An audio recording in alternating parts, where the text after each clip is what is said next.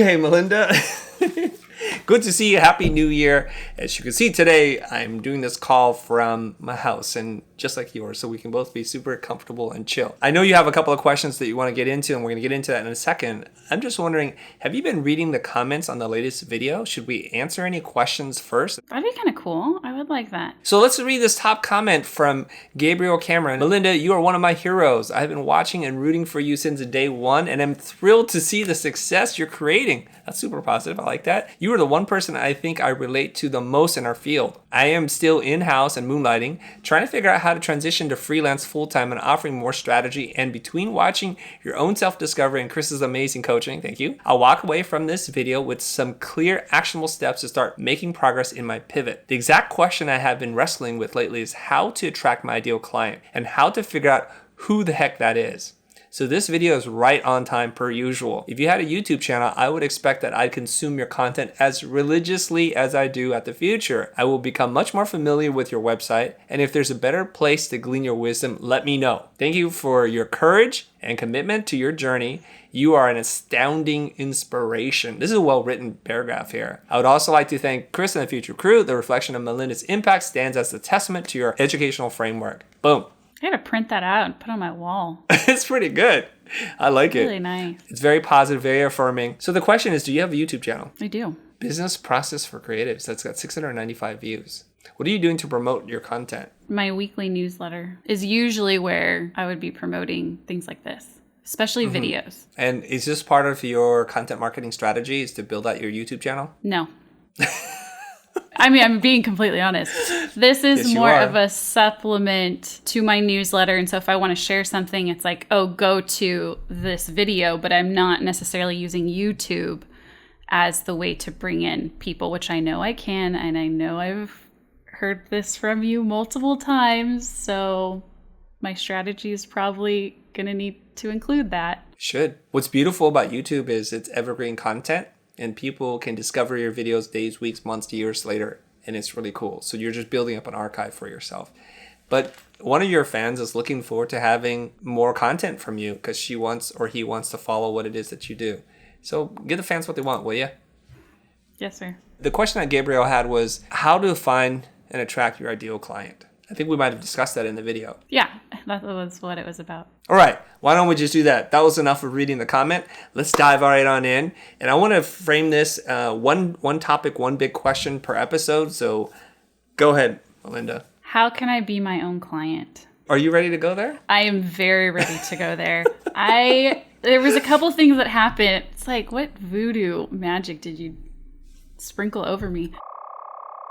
But after our chat, after a lot of your videos that you put out recently, because a lot of those There's been a string of them. There have been. It's like you're trying to tell me something. Maybe. Who knows? Especially with it being the end of the year, doing some soul searching, some goal planning, and also having not issues with clients, but just things are getting stalled. So there was internal issues with some clients that pushed projects. It was nothing that they could necessarily control. I mean, who knows down the line, but there was a couple of them that happened with. And so projects got pushed or delayed. And then just really thinking about what I want to do and who I am and what really excites me. It is thinking up concepts like we had talked about, thinking up concepts for either projects or business ideas, building the brand, and then stopping around that time. So like we had talked about potentially licensing ideas. And so the more I thought about it, I'm like, I am the queen of building something like a brand, registering the business name, and then not doing anything with it after that. Or potentially a little bit of validating, but actually running something. I'm like, there's like info products. I like to run that. So I was thinking, what do I like to do? What am I good at with branding, so I can brand things? And then what am I not liking, which is, it is the client work. I mean, really, as I'm thinking, and I think it all happened at once, that I'm having these issues with things getting stalled and also charging higher amount of money, then it does take longer to land those leads.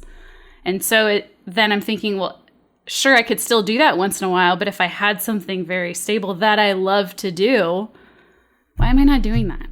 I don't know. It's kind of like had Chris back in talking December, in my a long time ago, back in December of 2018, you and I were talking, and I felt you pushing me back. But then something happens, and then I do this, and I start, come towards me.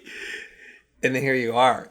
Here I am. I guess, a convert myself from having 2 decades of doing client service work. And as you go up the chain and you get to do bigger, more important things, and I'm not talking about like bigger projects necessarily, but I'm talking about doing things that actually have an impact on your client's business. It feels good. It feels really rewarding. Like, yes, I'm seeing the top of the mountain. Here's the peak and I'm about to summit it.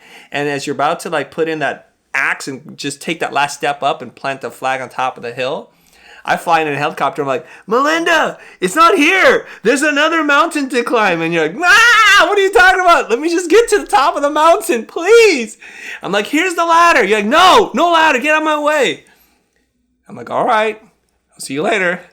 And then you're sitting there thinking, No, I'm calling you back. Come back. Chris, where are you? Yes, that is exactly what's going on. Let's recap a little bit. As rewarding as doing creative service for client work can be for a lot of us, especially as you're on the ascent, it feels really good and it can be addictive. And I have to acknowledge for a second here that if you spent your life thinking you're going to become a designer, going to school, going to work, interning, and then building your practice to this moment in time, there's a lot of momentum behind that. And I want to acknowledge that for a second. So if you're in Melinda's shoes, okay, let's just give each other a virtual hug. Like, it's okay. It's okay. It wasn't time wasted. It was okay.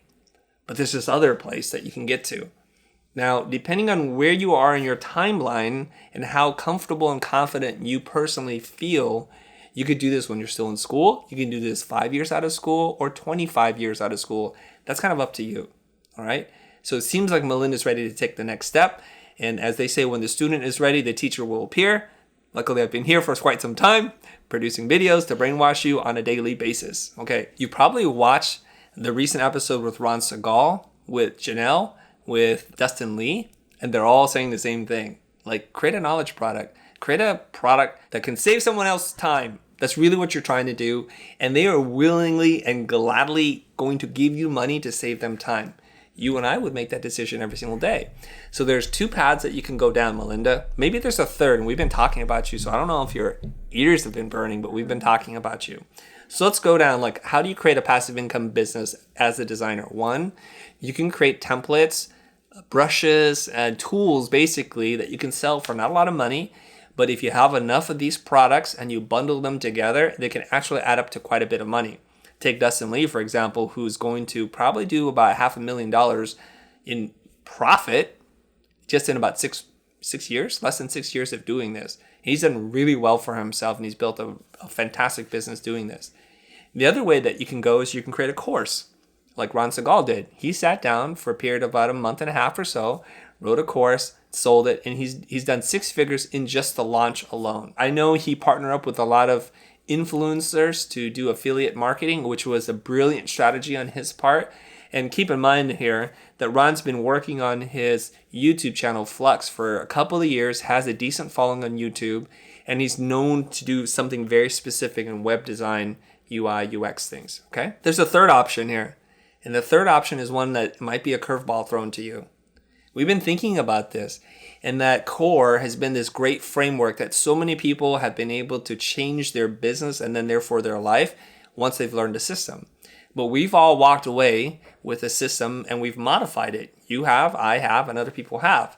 Perhaps there is a way for you and I to work together to develop a derivative product of core, your own flavor, your own take, your own spin in the voice in which people connect to. And that might be another way for you to do something that is a passive income business. Something that everybody needs to learn before they rush out the door and go try to build a business is to realize something that you haven't built, not you specifically, Melinda, but you, the audience that I'm speaking to right now.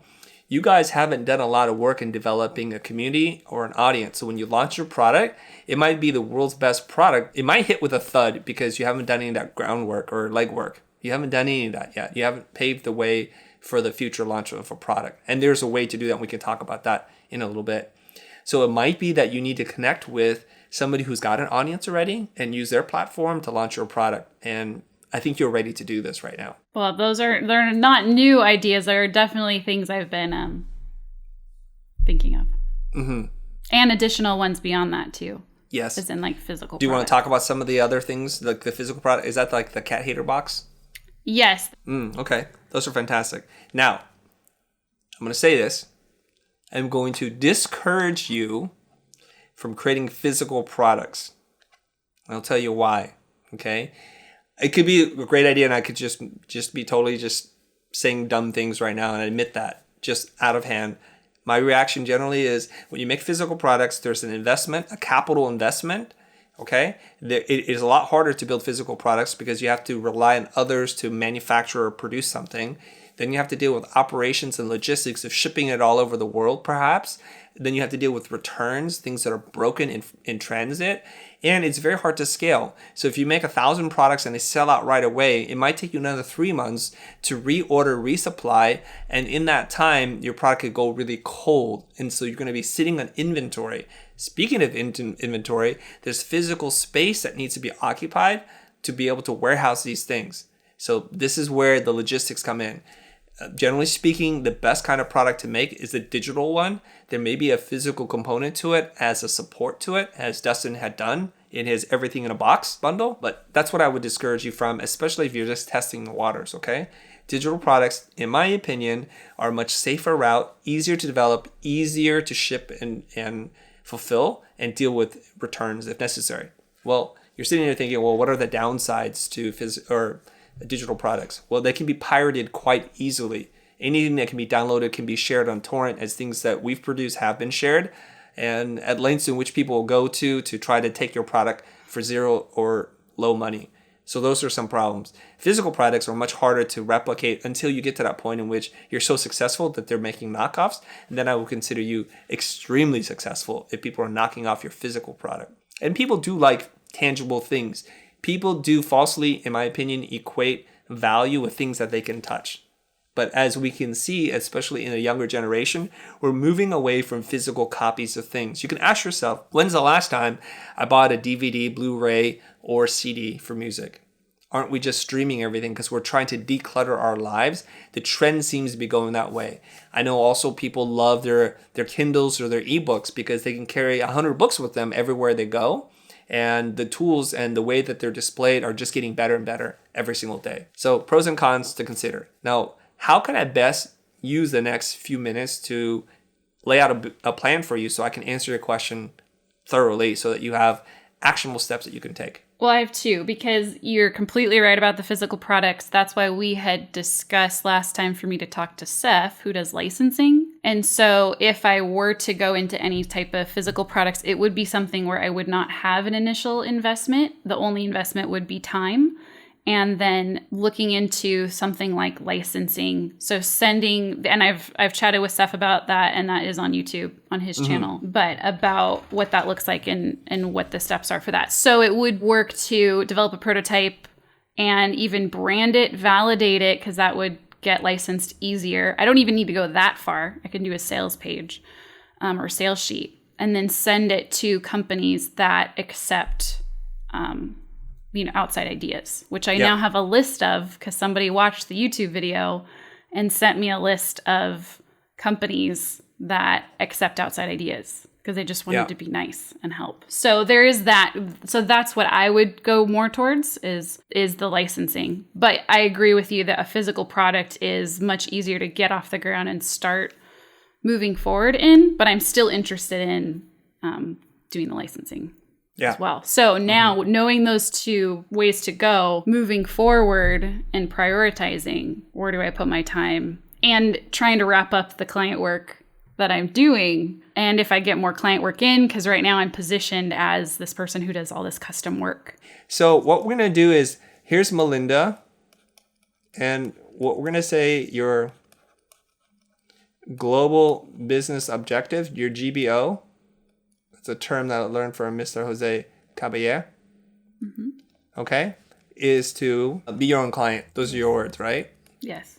And what we're really talking about is passive income. However you get there, and I want to clarify, a passive income, and people falsely think, oh, passive, I have to do nothing. That's not true. A passive income really is, it takes a lot of time, effort, and energy to build a product first, and then you market that product, and that product can earn money over time. So to build once, sell many times. But it does require you to do some promotion, some marketing. You might have to go on shows and talk about it. You might have to write blog posts. You still have to do things to stoke the fire. Now, if you're a world famous celebrity, you have to do less. But even celebrities have to go on press junkets where they're talking about the movie, and that's why they hit the talk shows. Now, some very famous actors who are quite powerful, they have it in a contract that they only have to do one or no promotion whatsoever. Otherwise, they don't agree to do the movie. Now, bless you all if you're in that position, but most of us working folk don't really have that position. So we need to be our own PR agent, our own star, and our own show host, and to make stuff so that people become aware of it. So passive income, it's a little deceptive. It does require work, okay? I want to be clear there. So you want to be your own client. So this is what we do. We're going to draw a graph here, Melinda, so we can decide how to start, okay? So you can see that, right? Now, this is the way to make decisions. A lot of facilitation is really helping a person get clarity and how to make a decision. So here we're going to have something that we're going to say is really impactful, okay? And impact can be measured in any dimension that you want. It could be money, it could be free time, like what it gets you, okay? And it could be joy, happiness, or something. And this is not impactful. So I'm going to write inconsequential, meaning that if you do it, it's really not going to change the game. But it has to be the same variables in order for us to measure this accurately. And then I'm going to say this is really easy and this is really hard. Now we can measure your different ideas, okay?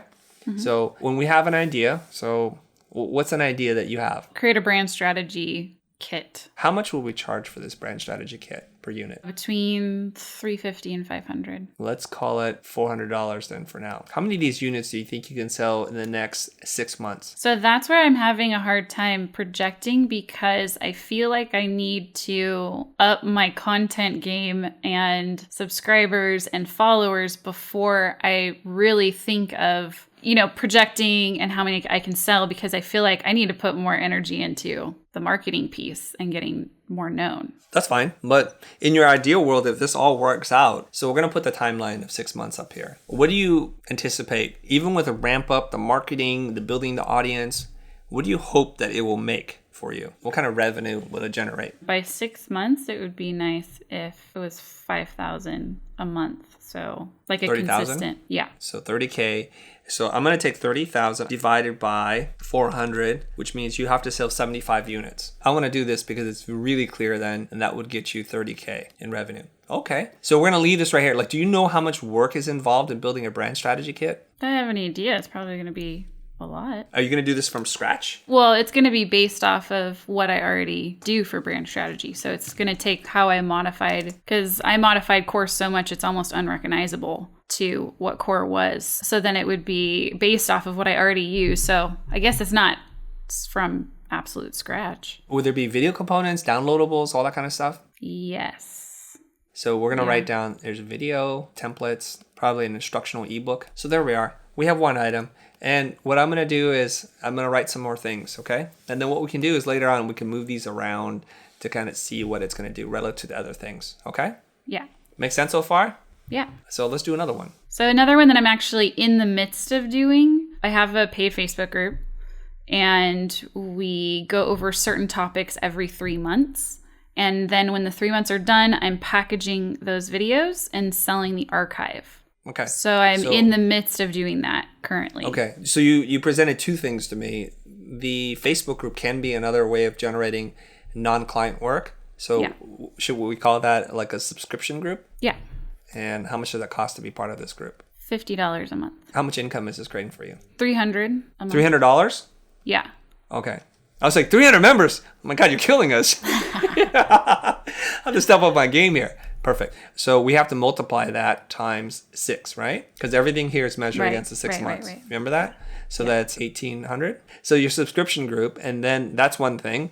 And is that a lot of work for you or not a lot of work? So I'd say it's like a couple hours a week. So it's relatively easy, but the dollar amount isn't that high. Let's now talk about you repackaging the video. So we'll call this the video bundle. And what will be the price of the video bundle? I believe we have it set at $97. And then how many of these do you hope to sell? I would hope to sell double what I would of the brand strategy because it's a lower Perfect. amount. So I'm going to do 150 times 97, okay?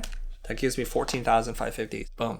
Okay, so what do you need to do to launch it? It's almost done. So the sales page, but I think it's almost ready to go. And so then it would be to promote it. Okay, so you're pretty close to getting this one done. So this is also in the easy group, right? Yeah. Okay, let's do one more and then we will figure out where to place all these objects, okay? I have had Prelance out for 2 years. I think that one's 197. So how many units can you sell in the next 6 months? If I could sell 75, it would be really good. So I'm going to do this math in my head. 75 times 197. I think that's 14,775, you think? I know you guys are blown away right now that I could do that math in my head. Because I am that amazing. Because I own a Texas Instruments old school calculator. I can do that. We'll start here, okay? If I put this in the middle of the graph using the design sprint methodology, let's move it up and down depending on how hard or easy it is. Ideally, what we want to do is do easy things that have the most impact, right? We start there and then we work our way backwards. I think compared to everything else, this is probably the hardest out of all of those, but the most impactful. Okay, so somewhere around here maybe? Yeah. The subscription group, pretty easy to do, right? It's going to be really high here. The impact, I think, is the lowest dollar amount, so it's going to have to go over here. Yeah. But we also have to remember that because of this subscription group, that is what's feeding the next thing that we're going to talk about. That's fine. So it might be more consequential. And right now, you have 6 members, but we didn't talk about you growing it. Maybe we should change this a little bit. Yes, because I only open up enrollment every 3 months, and I haven't done that again. How many units can you sell? I was hoping to get 20 paid members. 1,000, you're going to have 20 members times 6 months equals 6,000. So where will this live? It's pretty easy, and now it's going to make you pretty decent money. You want to leave it here for now? Yeah. The video bundle, it's going to generate a lot more money, and it's even easier. So doesn't it belong over here somewhere? That's pretty easy. I mean, it's like right there. I think it's even easier. I'll put it up here.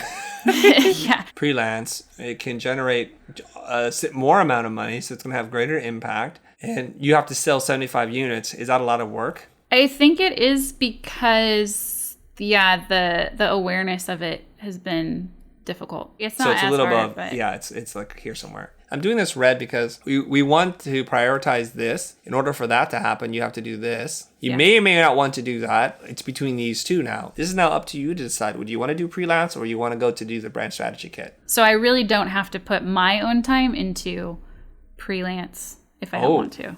This you have to share. So video bundle will be shared, and so will Prelance. Subscription group would not. So the video bundle will be at 50%, which is 7,250.75. So they actually are going to scoot a little bit to the left now, but that's okay. Yeah. So this is where we need to kind of make sure that we are aware of what we keep. Now you get to decide what your third activity will be. Will it be to work on Prelance or the brand strategy kit? Brand strategy kit. Since I don't have to, I can still make potentially that money on Prelance without my involvement. Any other reasons why? Well, I think by this point, Prelance, like you had said, it's something that I made to get people to where I was at the second I got on your show. So I was charging about $5,000 for brand identity. Mm-hmm. And so that covered that whole part of my career. And so if someone wanted to follow me up until then, that's where to go. So now, since I'm closer to the brand strategy, I would be more personally invested into it to make it go because I'm so close to it. I've just done strategy. I'm still doing strategy, and it has more potential. Don't you have another kit that you and Zach Shamez built? Yes. I forget because that's another one where it was a collaboration with someone else and on his company's site. Right. So then, and I don't have to do anything besides, talk about it in things. What's that called? It's called Pre-Align. It's a tool to help communicate and sell strategy. Okay, how much is it? It is, I believe, $250. And sales? $25.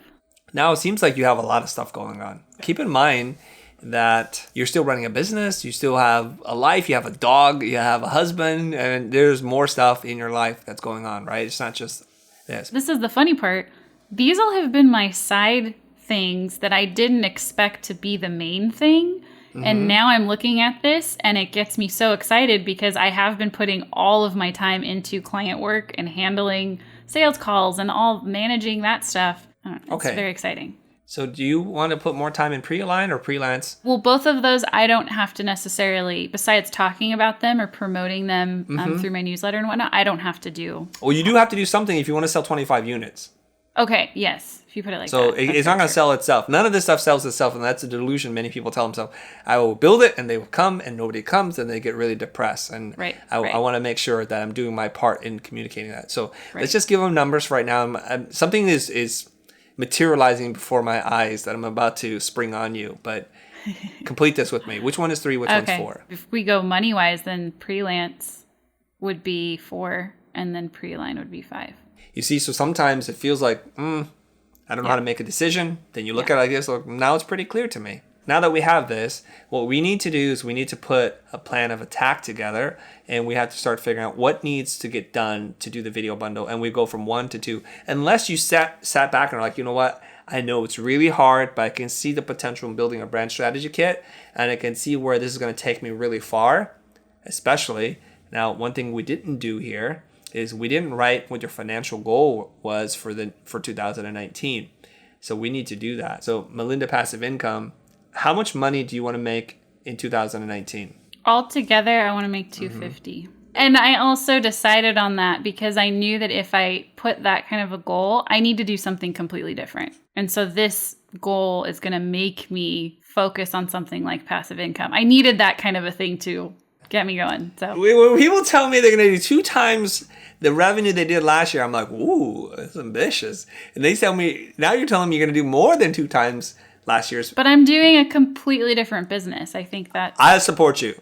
I support you. I'm just saying I want to temper this because, man, all right, to get to $250,000 a year, we want to divide this number via one of my other talks. We want to divide this number by 10. That means you're going to have to average $25,000 a month. Girl, you better hustle because I'm adding all this stuff up and there's a gap. And that's okay because people assume that you have to do 25K the whole time, but she doesn't need to do this because it doesn't work like this in real life. So what will happen is sales will go like this, right? It's kind of like this. And then right in November, it's going to start to go like that.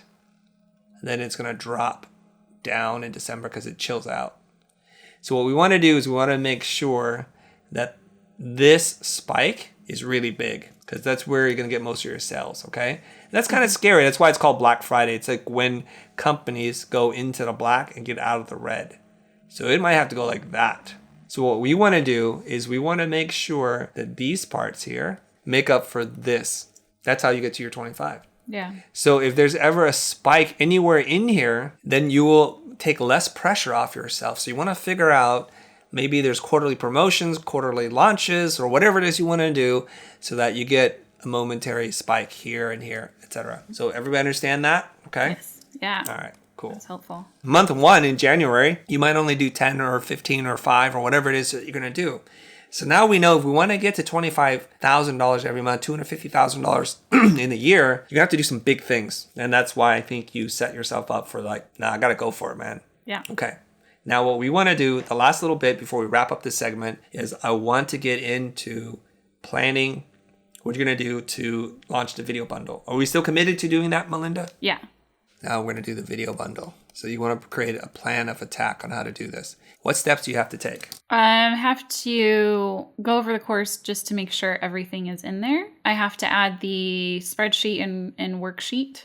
I have to add descriptions for each week or each video. And then I think that's it with the course. So then after that would be promoting it. How will you do that? In my newsletter and then Instagram. Is there anything else you're going to have to do? Eventually, we'll have to update the website. Okay. So then you're going to assign a time and a cost or whatever it is that you need to do to be able to get this stuff done. All right. So we need some variables here. Okay. So I'm going to draw some lines here. So hours. How long will it take? I'd say a half hour for review. Add spreadsheet and worksheet. That'll be another half hour. That's going to be an hour and a half. Okay, so to promote the course, this is the current plan you have right now. So you got to write a newsletter post and send it out. How long will that take you to do? An hour and a half. Share an IG? No clue. Because I'm more of the organic poster, so I would actually need to put together an Instagram plan or something. Well, put the plan and the implementation of the plan as your estimate of hours. 2 hours? I'm Not a totally lot. guessing on that. That's fine. Integrate into freelance. That seems a little bit more complicated. We can erase that one because that's going to probably be later. Okay. So I'll put a strike through it right now, right? So I think we need to spend a little bit more time thinking about how to do this. This is where most people fail. Okay? Yeah. You're going to have to maybe run a webinar. You might have to do other kinds of things that you're not talking about right now. And then you may assign yourself an internal deadline and assign a date for all these things to get done. Mm-hmm. Now, it sounds like if you just sat down on one day, you could knock this out. But sometimes on a more complicated thing, it's going to have dependencies. Like this can't happen until that happens. So you might assign a deadline in 1 week, 1 day, whatever, and that's what you would do. Mm-hmm. And so now you have a clear plan. Now, it sounds to me, in order for you to make $7,000 for the next 6 months, it requires you to do about 6 hours of work. Oh, look at that. My math is just on today.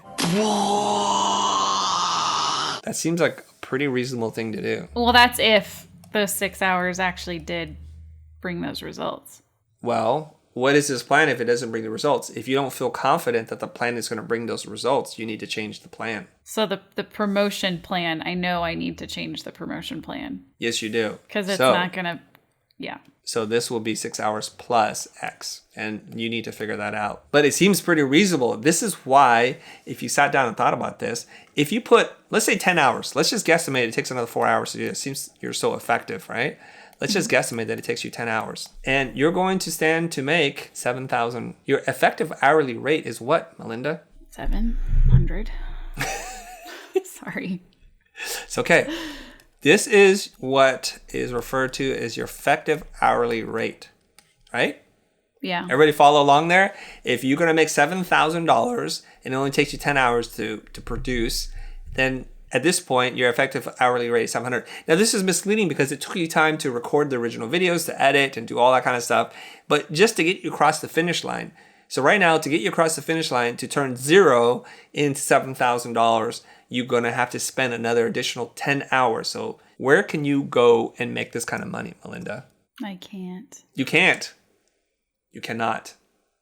And hence, one more nail in the coffin of why you need to go down this path. Why you fight me, I never know. I never understand why anybody ever fights me. It's the first thing out of my mouth. You're like, yes, let me do that right now. I don't understand it. I'm scared, but let's do it. So this is what you need to work on. Okay, I have a question about, so got the video bundle. The Facebook group is now dependent. So each thing is dependent on another.